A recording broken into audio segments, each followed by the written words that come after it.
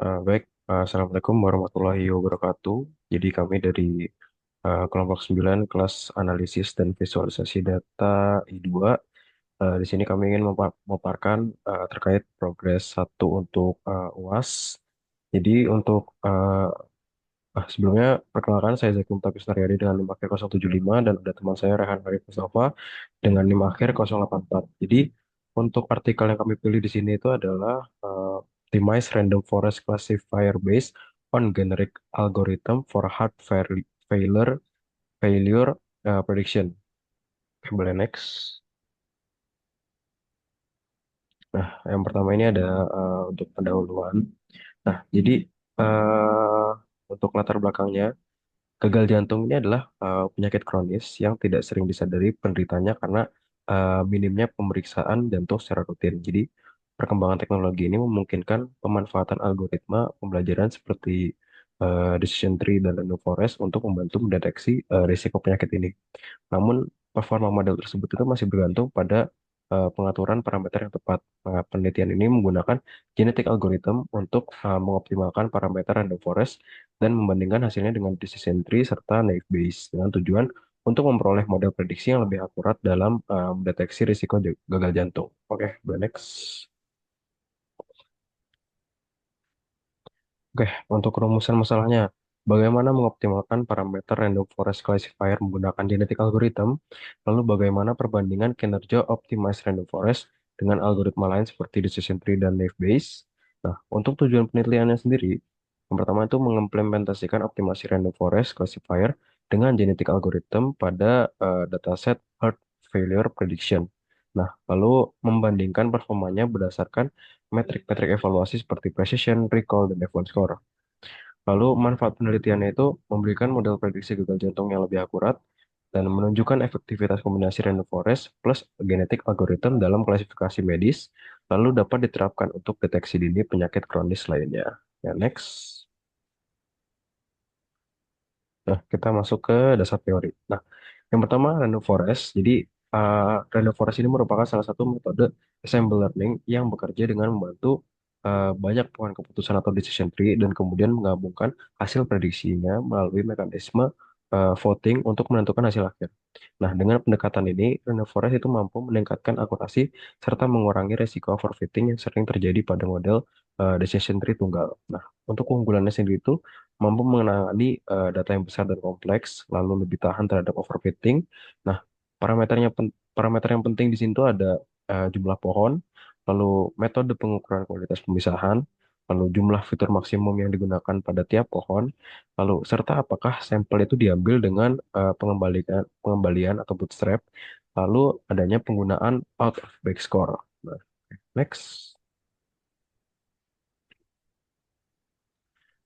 Berikutnya itu ada genetic algorithm. Nah, itu eh, merupakan salah satu metode optimasi yang terinspirasi dari proses evolusi biologis seperti seleksi alam, kawin silang atau crossover, dan juga mutasi. Nah, prinsip dasarnya itu untuk mencari solusi terbaik dengan meniru cara organisme beradaptasi terhadap lingkungannya. Nah, dalam konteks penelitian ini, GA itu digunakan untuk menemukan kombinasi parameter terbaik dari random forest classifier yang disediakan oleh library scikit-learn. Nah, jadi alurnya itu proses GA ini dimulai dengan inisialisasi populasi berusaha representasi biner dari setiap kandidat solusi. Nah, kemudian dilakukan seleksi orang tua berdasarkan nilai fitness.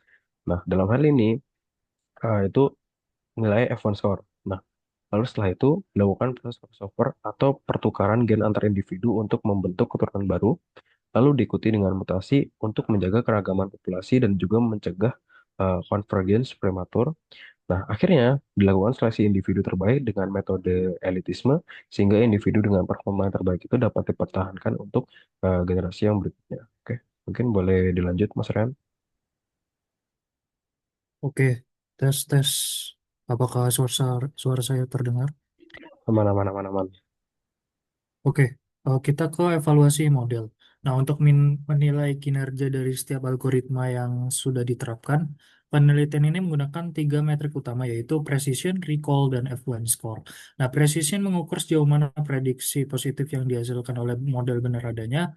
Recall atau sensitivity mengukur kemampuan model dalam mendeteksi seluruh kasus positif secara benar. Dan terakhir ada F1 score yang merupakan rata-rata harmonik antara precision dan recall yang memberikan keseimbangan antara keduanya.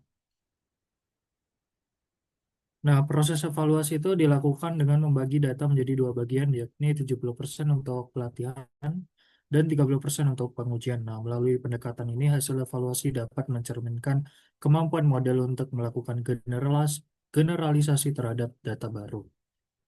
Lalu kita ke metodologi. Nah, di dataset sendiri, kita menggunakan dataset Heart Failure Prediction dari Kaggle. Nah, dataset ini berisi 918 baris data pasien dengan 12 fitur atau atribut yang menggambarkan kondisi kesehatan pasien dan satu label target. Heart disease yang menunjukkan apakah pasien terdiagnosis memiliki penyakit jantung atau tidak. Nah, setiap baris mempresentasikan data satu pasien.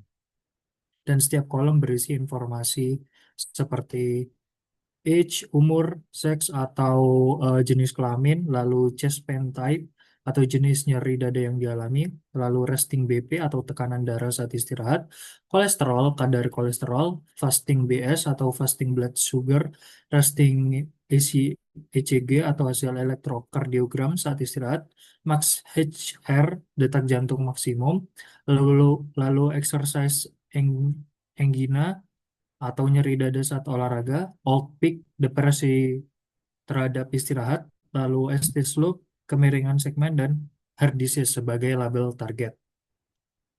Nah, lalu metode penelitian yang akan dilakukan adalah yang pertama pengumpulan data, yaitu dengan mengunduh dataset heart failure prediction dari Kaggle. Yang kedua, pre-processing, membersihkan data dan menyiapkan fiturnya. Lalu implementasi algoritma, random menggunakan random forest classifier, decision tree, naive Bayes, dan optimize random forest dengan genetic algorithm dan random forest. Lalu ada optimasi parameter, menerapkan genetic algorithm untuk mencari parameter terbaik. Lalu evaluasi model, menghitung precision, recall, dan F1 score. Lalu perbandingan hasil, yaitu membandingkan performa tiap modelnya. Nah, mungkin itu saja untuk progres pertama Project UAS ini. Eh, dari saya mewakili kelompok 9. Mohon maaf jika ada salah kata. Wassalamualaikum warahmatullahi wabarakatuh.